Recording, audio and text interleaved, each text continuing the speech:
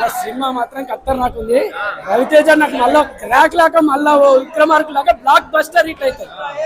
భానుభోగపరకు direction మాత్రం భానుభోగపరకు comeback movie గుద్ద ramp interval bang mind blowing.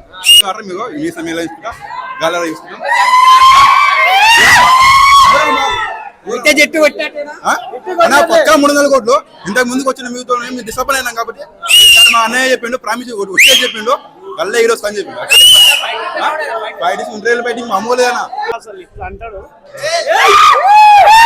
అన్న చూసే మేము మేసాలు పెంచేది కూడా.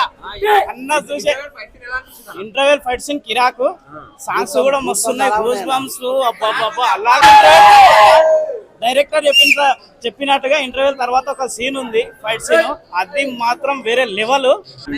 ఇంటర్వెల్ ఫైట్ బాగుంది కానీ అగిపెట్టలేదు నాతోనే. ఇది కలుస్తామంటే సినిమా జబర్దస్త్, సూపర్ ఉందా. ఎలాంటి డౌట్ లేదు, ఏ హీరో ఫ్యాన్ అయినా సరే ఇలాంటి సినిమా మేము మిస్ అయినామంటే బాధపడతారు అంతే. ఈ సినిమా ఎందుకు మనం చేయలేము, ఆ హీరో ఎందుకు చేయలేడని అంతే. ఏ పచ్చారు కదా సీట్లో వస్తే